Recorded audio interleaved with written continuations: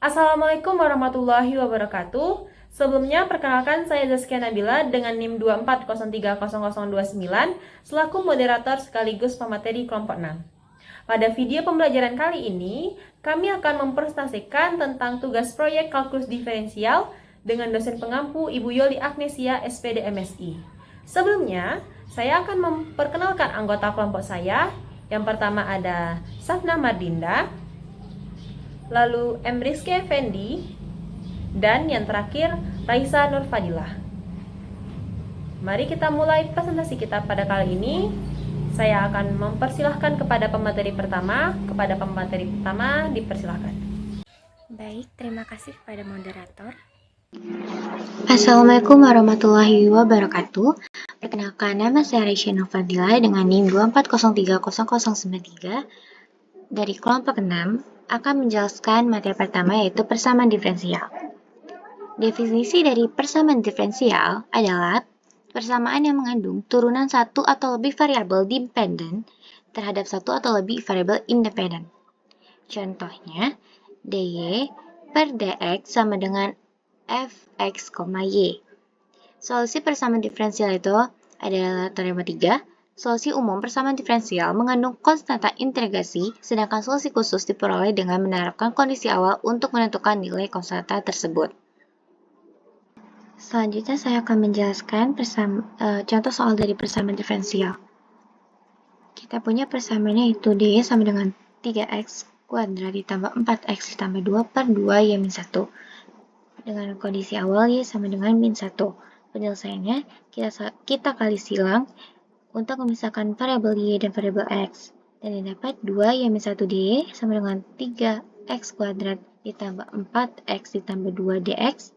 Dan kedua sisi kita integralkan dan didapat hasilnya y kuadrat min 2y ditambah c1 sama dengan x pangkat 3 ditambah 2x kuadrat ditambah 2x ditambah c2. Lalu kita dapatkan solusi umum yaitu y kuadrat min 2y min x pangkat 3 min 2x kuadrat min 2x ditambah c sama dengan 0. Jadi variabel x-nya ini yang di ruas kanan dipindahkan ke ruas kiri. Lalu kita substitusi ke kondisi awal. Yang kita punya adalah x sama dengan 0, y sama dengan min 1. Dan kita dapat c sama dengan min 3. Lalu untuk mencari solusi khususnya, y kuadrat min 2y min x pangkat 3 min 2x kuadrat min 2x min 3 sama dengan 0. Ini tidak bisa si variabel x-nya kita langsung pindahkan ke ruas kanan. Jadi kita pakai metode kuadrat sempurna. Ini y kuadrat, jadi ini udah y kuadrat. Lalu min 2y ini kita kalikan setengah menjadi min 1. Min 1 dikuadratkan menjadi plus 1. Lalu kita punya konstantanya min 3. Untuk variabel x-nya berapa plus 1 ini ditambah atau dikurang berapa yang hasilnya min 3, yaitu min 4. Min 4 karena di ruas kiri jadi min 4, lalu kita pindahkan ke ruas kanan, jadi plus 4. Jadi hasilnya itu y min 1 kuadrat sama dengan x pangkat 3 ditambah 2x kuadrat ditambah 2x ditambah 4. Lalu kita punya solusi khususnya yaitu y sama dengan 1 plus minus akar x pangkat 3 ditambah 2x kuadrat ditambah 2x ditambah 4. Selanjutnya saya akan menjelaskan materi tentang logaritma eksponen natural. Yang pertama ada fungsi eksponensial. Fungsi eksponensial dengan basis E didefinisikan sebagai E pangkat X sama dengan limit N menuju tak hingga dari 1 ditambah X per N dipangkatkan N, di mana nilai E mendekati 2,71828 adalah bilangan Euler. Lalu ada fungsi logaritma natural. Fungsi logaritma natural adalah inverse dari fungsi eksponensial. Ln x sama dengan integral 1 sampai x dari 1 per t dt untuk x lebih besar dari 0. Lalu ada teorema 4, aturan diferensiasi untuk fungsi y sama dengan uv yang merupakan hasil perkalian dua fungsi. dy per dx sama dengan u dv per dx ditambah v du per dx. Ini dikenal sebagai aturan perkalian dalam diferensiasi. Lalu ada teorema 5, integral substitusi. Jika u sama dengan gx, maka integral f gx g aksen x dx sama dengan integral f u du. Teknik ini disebut integrasi dengan substitusi. Selanjutnya saya akan menjelaskan contoh soal dari logaritma eksponen natural. Hitung integral x e pangkat min 6x kuadrat dx. Penyelesaiannya kita misalkan si min 6x kuadrat ini menjadi u. Lalu turunannya menjadi min 12x dx.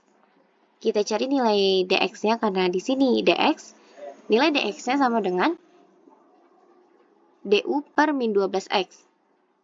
Lalu kita substitusi nilai yang di atas ini ke persamaan integralnya. Integral x e pangkat min 6x kuadrat dx sama dengan integral x e pangkat u du per min 12x. X yang ini sama x ini bisa dicoret. Lalu hasilnya sama dengan min 1 per 12 integral e pangkat u du.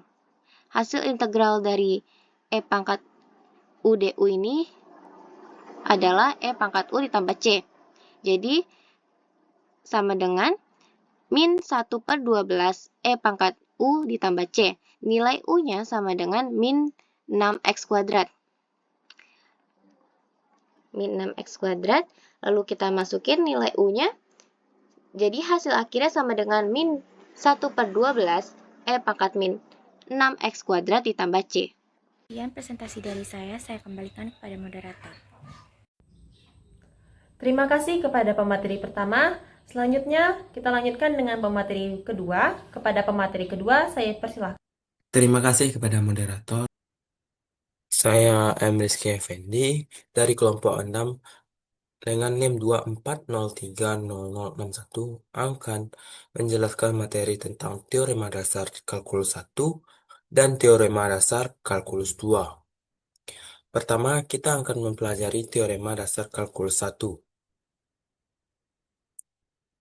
F kontinu pada interval tertutup AB dan X adalah suatu titik variabel dalam AB, maka turunan FT dari integral A sampai X sama dengan Fx. Jika F kontinu pada interval tertutup AB, maka F punya anti turunan di interval tersebut, yakni integral A sampai X Ft dt, yang dimana suatu fungsi yang diperoleh dengan cara menghitung jumlah Riemann fungsi f dari A sampai X berdasarkan definisi anti turunan sehingga berlaku rumus ini, yaitu integral A sampai X Ft dt sama dengan Fx. Nah, itulah definisi dari teorema dasar kalkulus 1. Selanjutnya kita dari teorema dasar kalkulus 1. Diberikan Gx sama dengan integral min sin X sampai sin X T pangkat 5 dt. Dimana pada soal ini kita akan melakukan pemisalan. Yang pemisalannya kita anggap U dan V. U-nya kita ambil dengan batas atasnya yaitu sin X dan V-nya kita ambil batas bawahnya yaitu min sin X. Lalu kita aksenkan. U aksen adalah turunan dari sin X. Turunan dari sin X adalah cos X. Sedangkan V aksen turunan dari min sin X ini adalah min cos X. Nah, setelah kita mencari U dan V aksen dan U aksennya, kita akan setelah kita permisalan U dan V aksennya, selanjutnya kita akan melakukan turunan integral dengan batas variabel. Kita menggunakan rumus ini ya. yaitu VU kali X dikali U aksen dikali X dikurang F V dikali X dikali V aksen dikali X. Lalu kita masukkan ke rumus. Tadi tadi di soal kan eh, gimana yaitu T pangkat 5. Jadi kita masukkan ke turunannya. Jadi jadi turunannya itu dari T pangkat 5 yaitu jadi kita ubah dengan U pangkat 5 dikali U aksen dikurang VF di V di pangkat 5 dikali V aksen. Lalu kita substitusikan nilainya menjadi sin pangkat 5x dikali cos x dikurang min sin pangkat 5x dikali min cos x. Lalu kita kalikan yaitu mendapatkan hasil sin pangkat 5x cos x dikurang min sin pangkat 5x dikali min cos x. Lalu kita dapatkan eh, sin pangkat 5 X cos X dikurang sin pangkat 5 X cos X. Karena ini memiliki nilai yang sama, maka hasil dari maka hasilnya adalah 0. Dan begitulah tentang teorema dasar kalkulus 1.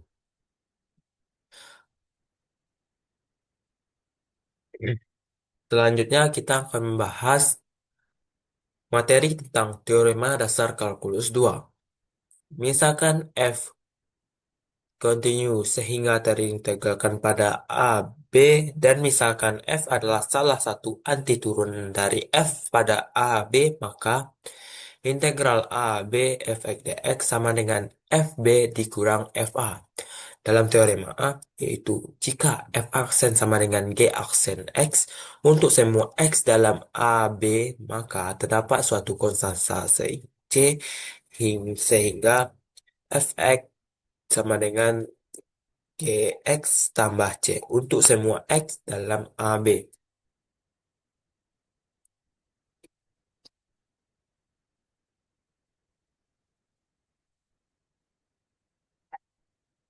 Contoh soal hitung integral berikutnya itu integral 1 sampai 2 4x pangkat 3 tambah 7 dx. Dalam penyelesaiannya kita masukkan soal dulu yaitu integral 4x pangkat 3 ditambah 7 dx.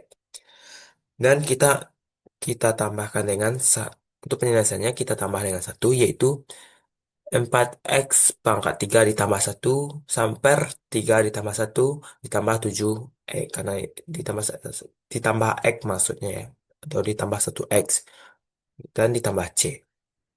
Lalu hasilnya kan nanti kita dapatkan yaitu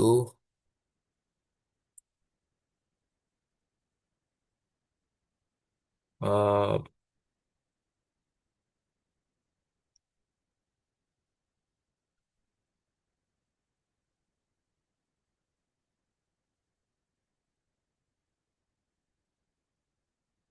x pangkat 4 per 4 ditambah 7x. Lalu kita coret dan berhasil mendapatkan nih 7x pangkat 4 ditambah 7x ditambah c. Sehingga integral 1 sampai 2 4x pangkat 3 ditambah 7 dx sama dengan x pangkat 4 tambah 7x. Dan kita substitusikan nilai 1 dan 2.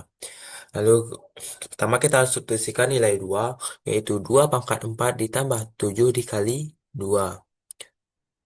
X-nya kita dan selanjutnya X-nya kita jadikan 1. Jadi dikurang 1 pangkat 4 ditambah 7 dikali 1. Dan hasilnya 16 ditambah 14 dikurang 7 1 ditambah 7 sama dengan 30. 16 tambah 14 sama dengan 30 dikurang 1 tambah 7 sama dengan 8. Jadi 30 kurang 8 sama dengan 22. Hasilnya akhirnya 22. Begitulah teorema dasar kalkulus 2. Terima kasih. Terima kasih, saya kembalikan ke moderator. Terima kasih kepada pemateri kedua. Selanjutnya kepada pemateri ketiga, saya persilakan. Baik, terima kasih kepada moderator. Saya Rizky Nabila akan melanjutkan presentasi kita pada kali ini. Saya akan menjelaskan fungsi inverse trigonometri, integral Riemann, dan peluruhan. Yang pertama yaitu tentang fungsi inverse trigonometri. Didefinisikan sebagai sin inverse X sama dengan theta jika dan hanya jika sin theta sama dengan X. Dengan theta, batasnya itu dari min pi per 2 sampai pi per 2 atau dari min 90 derajat sampai 90 derajat. Lalu ada cos inverse X sama dengan theta jika dan hanya jika cos theta sama dengan X. Dengan theta, batasnya dari 0 sampai pi atau dari 0 sampai 180 derajat. Dan tan inverse X sama dengan theta jika dan hanya jika tan theta sama dengan X. Dengan theta batasnya dari min pi per 2 sampai pi per 2. Bedanya dengan sin inverse, kalau tan min pi per 2 dan pi per 2 nya tidak masuk ke dalam batasnya. Hanya di antara itu, nilai yang berada di antara min pi per 2 dan pi per 2 atau nilai yang berada dari min 90 derajat sampai 90 derajat. Bisa kita lihat dari perbedaan kurungnya.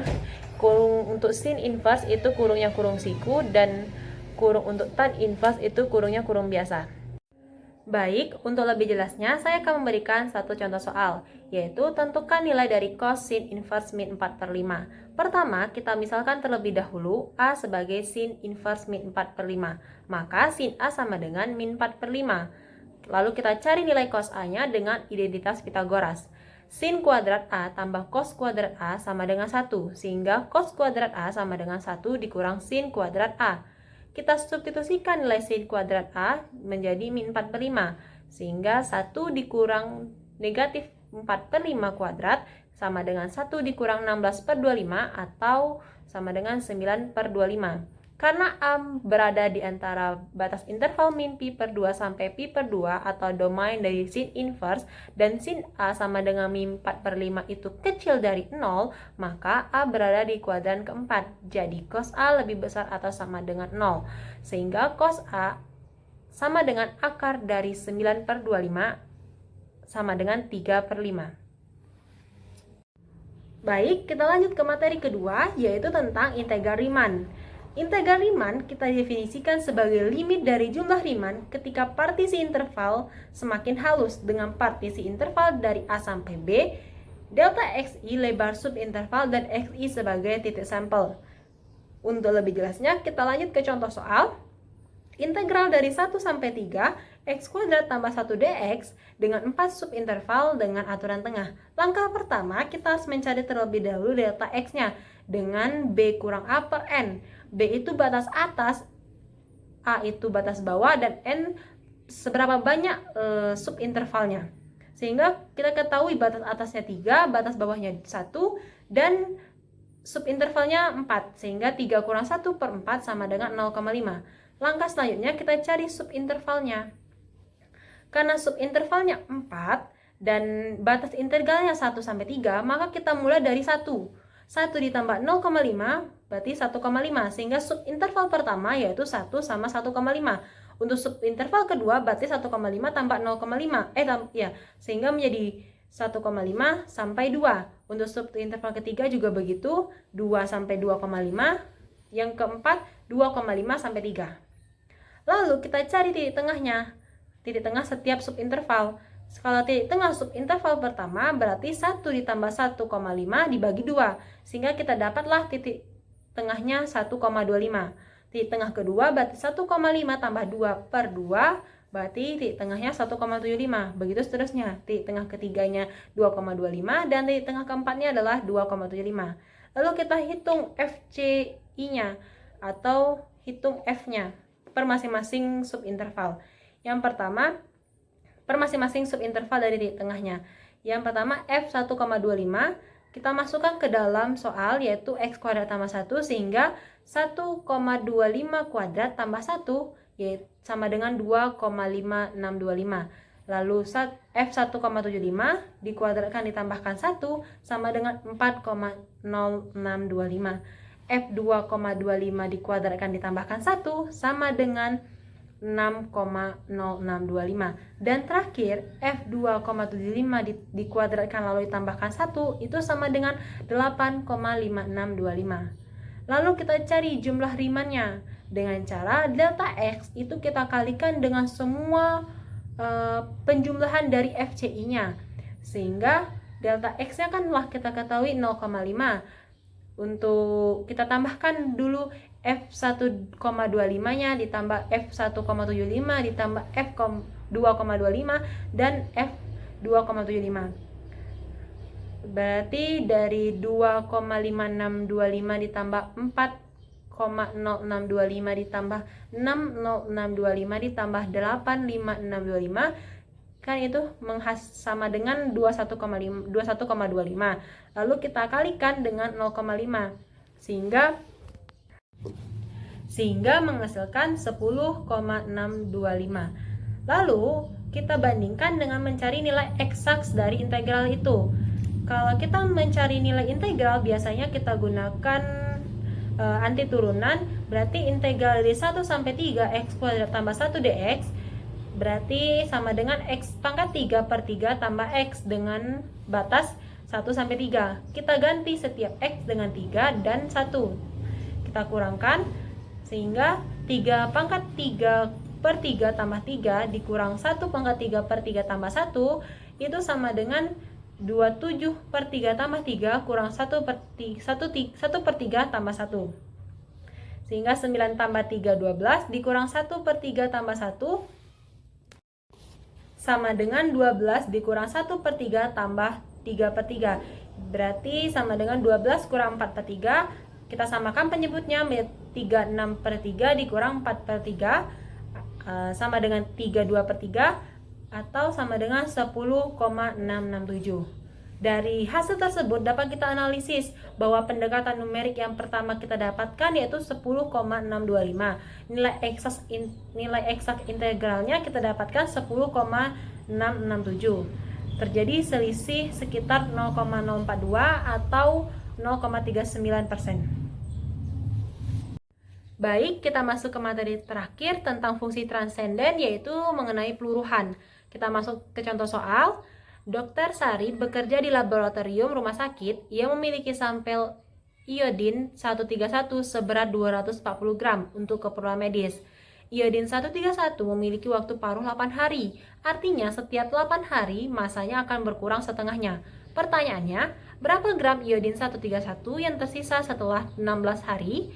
Lalu kapan masa iodin 131 menjadi 30 gram? Nah, diketahui di soal masa awalnya atau A0 itu sama dengan 240 gram. Waktu paruhnya 8 hari atau itu sama dengan T setengah.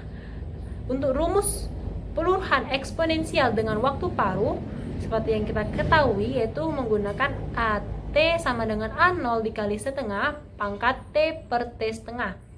Maka kita dapatkanlah rumusnya AN sama dengan 240 dikali setengah pangkat N per 8. Untuk mencari soal A, berapa gram yang tersisa setelah 16 hari, berarti A16 sama dengan 240 dikali 1 per 2, N-nya diganti 16, berarti 16 per 8, atau sama dengan 240 dikali setengah pangkat 2. 240 dikali seperempat sama dengan 60 gram. Berarti banyaknya gram yang tersisa setelah 16 hari yaitu 60 gram. Lalu untuk pertanyaan B, kapan iodin 131 menjadi 30 gram? Kita ubah yang AN itu menjadi 30, sehingga 30 sama dengan 240 dikali setengah pangkat N per 8. Kita pindah ruaskan yang 240 ke kiri sehingga menjadi 30 per 240 sama dengan 1/2 pangkat N per 8. Kita sederhanakan 30 per 240 menjadi 1/8, berarti 1/8 sama dengan 1/2 pangkat N per 8. Kita logkan masing-masing ruas menjadi log 1/8 sama dengan log 1/2 pangkat N per 8. Seperti yang kita ketahui, sifat log itu log A pangkat B itu sama dengan B log A. Maka log 1/8 sama dengan N per 8 kali log 1/2. Kita gunakan kalkulator untuk mencari nilai dari log 1/8 dan log 1/2. log 1/8 itu kan sama dengan log 0,125 atau mendekati nilai min 0,903. Untuk log 1/2 itu sama dengan log 0,5 atau mendekati nilai min 0,301. Sehingga log 1/8 sama dengan n/8 kali log 1/2 itu sama dengan, karena kita untuk mencari n/8 nya ya, berarti kita pindahkan ruas, sama dengan n/8 sama dengan log 1/8 per log 1/2. Sehingga kita masukkan angka yang udah kita cari tadi di kalkulator. n/8 sama dengan min 0,903 per min 0,301 itu sama dengan 3, berarti n/8 sama dengan 3, sehingga n-nya 3 kali 8 sama dengan 24 hari. Sekian penjelasan saya tentang materi-materi yang saya jelaskan. Saya kembalikan kepada moderator. Terima kasih kepada pemateri ketiga. Selanjutnya, materi terakhir yang akan disampaikan oleh pemateri keempat. Kepada pemateri keempat, saya persilahkan. Sebelumnya, saya ucapin terima kasih kepada moderator yang telah memberikan saya kesempatan untuk memulai presentasi pada kali ini.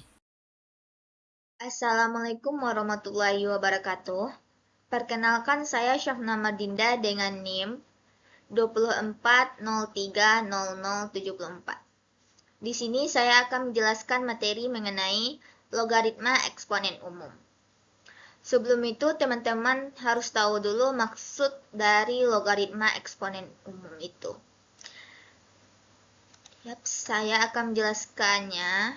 Yang pertama, eksponen. Eksponen ini bisa disebut juga dengan perpangkatan, yaitu menyatakan suatu bilangan yang dipangkatkan dengan bilangan yang lain. Sedangkan logaritma kebalikan dari eksponen. Di sini terdapat definisi 7 yang menjelaskan mengenai fungsi logaritma yang berbunyi, fungsi logaritma dengan basis A dengan A besar dari 0, A tidak sama dengan 1, didefinisikan sebagai log AX sama dengan Y jika dan hanya jika A berpangkat Y sama dengan X. Sedangkan definisi 8 yang menjelaskan mengenai pertumbuhan eksponensial berbunyi, model pertumbuhan eksponensial dinyatakan sebagai PT sama dengan POE berpangkat KT. Dengan PO itu sebagai populasi awal dan K sebagai konstanta pertumbuhan. Sedangkan teorema 6 yang menjelaskan mengenai hukum pendinginan Newton berbunyi laju perubahan suhu benda sebanding dengan selisih suhu benda dan medium. Dengan rumus dt besar per dt kecil sama dengan negatif K dikali dengan T dikurang Tm. Solusinya adalah TT sama dengan Tm tambah T0 kurang Tm E pangkat negatif KT. Agar lebih jelasnya kita lanjut ke contoh soal. Next. Nah, contoh soal. Di sini diketahui setelah 3 tahun populasinya sama dengan 150.000 dan setelah 15 tahun populasinya sama dengan 350.000. Pertanyaannya, tentukanlah populasi awal atau PO-nya. Penyelesaiannya, langkah-langkahnya. Yang pertama, tentukanlah model pertumbuhan eksponensialnya, yaitu kita tentukan sebagai berikut. PT sama dengan POE pangkat KT. Kita tulis rumusnya. Kayak penjelasan yang saya jelaskan yang tadi, rumusnya seperti ini. Lanjut ke langkah yang kedua, membentuk sistem persamaannya. Yaitu kita masukkan yang diketahui itu ke dalam rumus. Yang diketahui pertama, setelah 3 tahun populasinya sama dengan 150.000. Jadi kita masukkan ke dalam rumus ini. PT-nya 150.000 sama dengan POE. Kan udah diketahui waktunya 3 tahun, jadi 3K. Itu sebagai persamaan pertama. Sedangkan persamaan yang kedua yang diketahui 350 PT-nya yaitu 350 sama dengan POE pangkat 15K, waktunya 15 tahun, 15K. Itu sebagai persamaan yang kedua. Lanjut langkah yang ketiga, bagi persamaan 2 dengan pertama. Jadi kita bagi persamaan kedua ini dengan persamaan pertama, yaitu 350 per 150 sama dengan POE pangkat 15K per POE pangkat 3K. Kita sederhanakan 350 disederhanakan dengan 150, didapat 7/3 sama dengan E pangkat 12K. POE-nya hilang, POE-nya habis, sama-sama dibagi, jadi yang pangkatnya kalau pembagian kita kurangi 15 kurang 3 didapat 12K. Jadi 7/3 sama dengan E pangkat 12K. Lanjut ke langkah keempat, hitunglah nilai K-nya. Nah, di sini kenapa ada lens? Lens ini didapat dari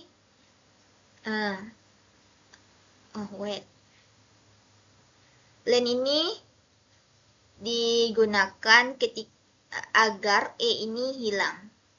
Jadi kita pakai lens, kita kasih lens semuanya. Lens dari 7/3 sama dengan lens ketemu E kan habis, jadi yang tinggal hanya 12K. Jadi K-nya sama dengan 1/12 lens 7/3, itu kira-kira mendekati nilainya 0,07003. Lanjut ke langkah yang kelima, kita substitusikan K itu ke persamaan pertama untuk mencari PO-nya.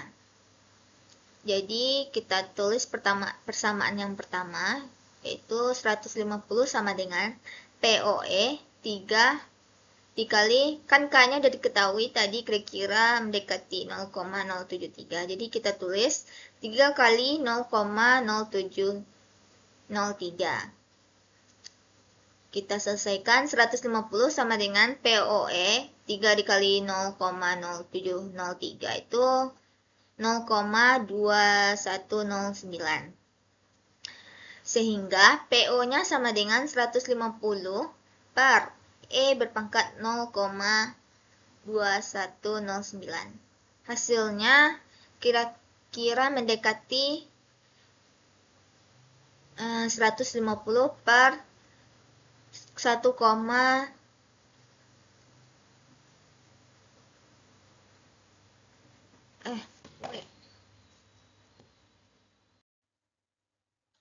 Baiklah, saya Syahna akan melanjutkan penjelasan materi mengenai fungsi inverse. Sebelumnya teman-teman harus tahu dulu apa sih maksud dari fungsi inverse itu? Yaps, secara umum fungsi inverse itu adalah fungsi yang merupakan kebalikan aksi dari suatu fungsi.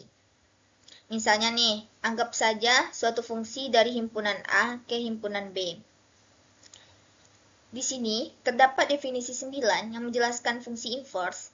Berbunyi fungsi inverse f inverse dari fungsi f memenuhi jika f inverse dari fx sama dengan x dan f dari f inverse x sama dengan x untuk semua x dalam domain masing-masing. Teorema 6 yang menjelaskan mengenai turunan fungsi inverse berbunyi jika f terdiferensialkan dan memiliki inverse f inverse, maka f inverse aksen y sama dengan 1 per f aksen x, di mana y-nya itu sama dengan fx. Agar lebih paham, kita lanjut ke contoh soal. Baiklah, lanjut ke contoh soal. Diberikan fx sama dengan negatif x per 4 tambah 1. Tentukanlah f inverse x-nya dan verifikasi f inverse dari fx sama dengan x dan f dari f inverse x sama dengan x. Di sini yang akan kita selesaikan ada 3, yaitu yang pertama f inverse x-nya kita cari dulu. Selanjutnya kita selesaikan yang ini, pembuktian dari f inverse fx sama dengan x dan F dari F inverse X itu sama dengan X. Oke, kita selesaikan. Langkah pertama kita cari fungsi inverse-nya dulu. Kita tulis kembali soal. Fx sama dengan negatif X per 4 tambah 1. Nah, Fx ini kita misalkan sebagai Y. Y sama dengan negatif X per 4 tambah 1. Kita pindah ruaskan yang satu ini ke sebelah kiri. Jadi, Y dikurang 1 sama dengan negatif X per 4. Oke, jadi X sama dengan negatif X kali dengan Y kurang 1. Kita selesaikan, negatif 4 dikali dengan Y, negatif 4Y.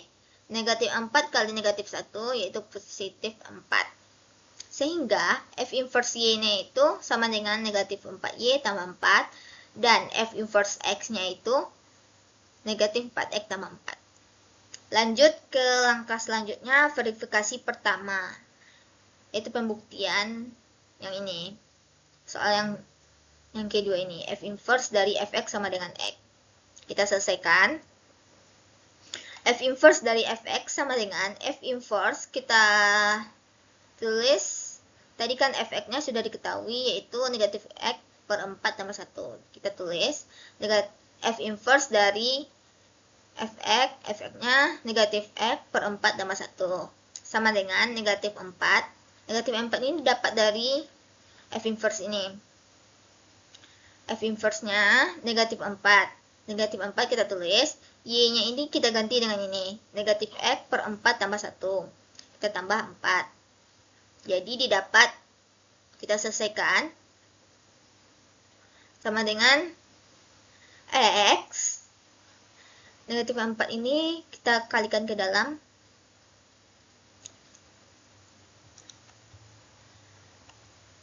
Oke, saya tulis ini aja ya, biar lebih paham.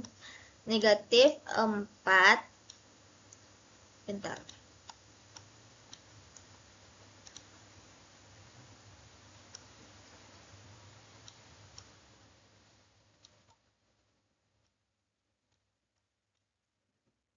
Negatif 4 kali negatif X per 4. Negatif kali negatif kan positif.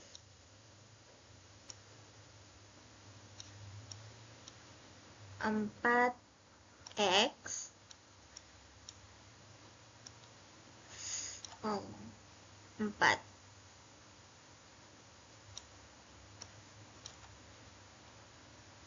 Kita kalikan ke dalam. Negatif 4 tambah 4 itu negatif 4. Tuliskan kembali ini, tambah 4.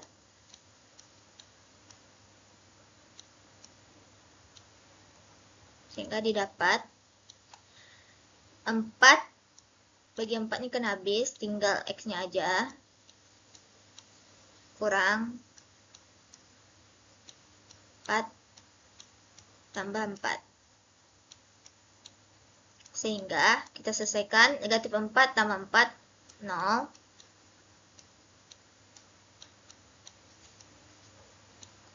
Jadi didapat, bentar, sehingga diperoleh hasilnya yaitu yang tinggal cuman X. Oke, ini penjelasannya ya. Lanjut ke verifikasi kedua. F dari F inverse X itu sama dengan F inverse X kan tadi sudah diketahui ini. Jadi kita tulis negatif 4X tambah 4. Sama dengan negatif. Negatif ini mana didapat ya? Oke, negatif ini didapat dari yang ini. Fx ini. Itu negatif X ini kita ganti dengan F inverse X. Yang negatif 4X tambah 4. Jadi kita tulis negatif kali negatif 4X tambah 4. Per 4 ini 4. Per 4 tambah 1. Sama dengan, ini sama-sama sih, kita sederhanakan aja, langsung aja. Negatif kali negatif kan positif. Kali negatif kan positif. 4. Ini didapat 4x tambah 4.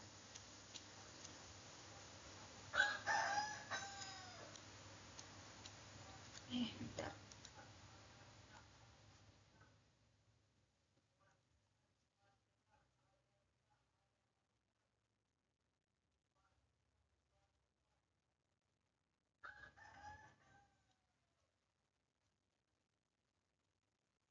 Negatif kali negatif 4x tambah 4 itu 4x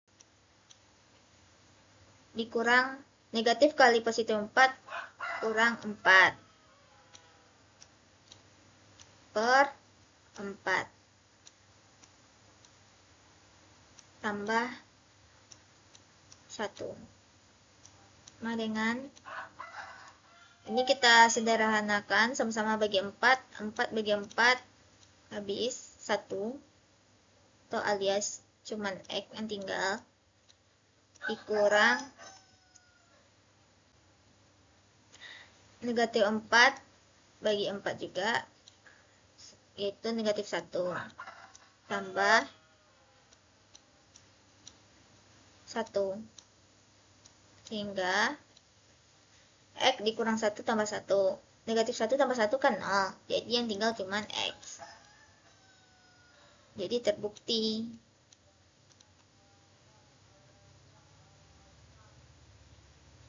hasilnya jadi terbukti dengan f inverse x-nya itu negatif 4x tambah 4 dan f inverse dari fx sama dengan x ini terbukti sama dengan x dan f dari f inverse x itu sama dengan x nih sama dengan x terbukti ya guys. Lanjut, saya Syafna akan menjelaskan mengenai sebuah kasus proses pendinginan Newton. Oke, kita lanjut ke contoh soal. Sebuah benda dengan suhu awal 90 derajat Celcius didinginkan dalam ruangan bersuhu konstan 25 derajat Celcius. Setelah 5 menit, suhu benda turun menjadi 70 derajat Celcius. Tentukanlah waktu yang diperlukan agar benda mencapai suhu 50 derajat Celcius. Nah, di sini kita menggunakan hukum pendinginan Newton dengan rumus T besar T-nya sama dengan T ruang tambah T0 kurang T ruang E pangkat negatif KT. Oke, kita selesaikan dengan langkah-langkahnya. Yang pertama, tentukan konstanta pendinginan atau K-nya.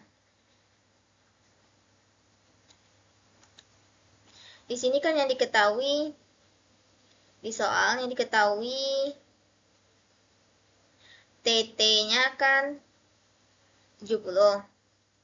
T ruangnya 25. T ruang ini 25. T0-nya T awalnya 90. T-nya 5. Kita masukkan ke dalam rumus. Ini 70 sama dengan 25 tambah 90 kurang 25E pangkat negatif 5K. 70 25 ini kita pindahkan ke ruas kiri. Jadi 70 kurang 25 yaitu 45 sama dengan 90 kurang 25 65 E negatif 5K. Jadi 45 seharusnya ini langkah sebelum dari yang ini yaitu 45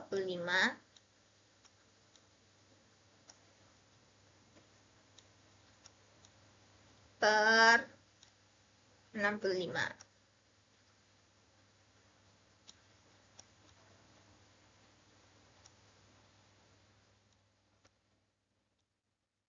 Sama dengan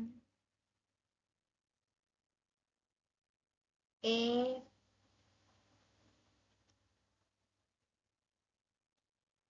pangkat negatif 5K.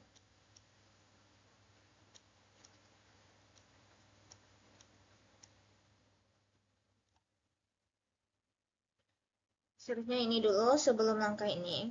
Oke, 45 per 65 sama dengan E pangkat negatif 5K. Ini sama-sama kita sederhanakan, sama-sama bagi 5. Tinggal 9/13. Sama dengan E pangkat negatif 5K. Jadi, kenapa E-nya hilang? Karena kita sama-sama dikali dengan len. Kita pindahkan E-nya ini sebelah kiri. E dikali dengan len kan habis, tinggal negatif 5K. Sama dengan len dari 9/13.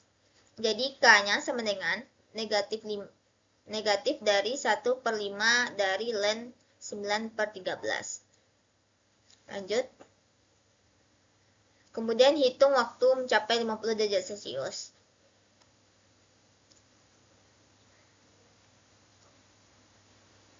Jadi kita 50 ini waktunya kita masukkan ke dalam rumus lagi. Jadi yang kita carikan waktunya waktu untuk mencapai 50 derajat Celcius. Jadi TT-nya kan 50 nih. Sama dengan T ruangnya tetap 25 tambah T0 kurang T ruangnya itu yang ini. Jadi ini langsung saja 65E pangkat negatif 0,0703 T. Ini didapat dari penyelesaian ini. K ini kira-kira mendekati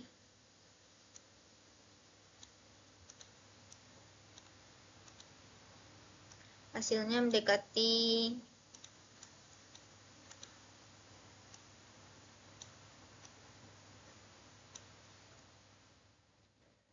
negatif 0,0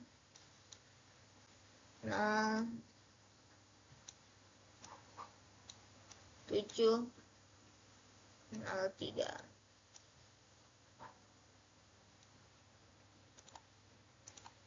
Oke, lanjut. 50 dikurang 25 sama dengan 25 sama dengan 65E pangkat negatif 0,0703 T. Ini kita 25/65 ini seharusnya kita sama-sama sederhanakan menjadi 5/13 sama dengan E pangkat negatif 0,0703 T. Jadi sama-sama kita kali dengan len, E-nya hilang, jadi yang tinggal cuma negatif 0,0703 T. Sama dengan len dari 5/13. Sehingga T-nya sama dengan negatif 1/0,0705 kali dengan len 5/13.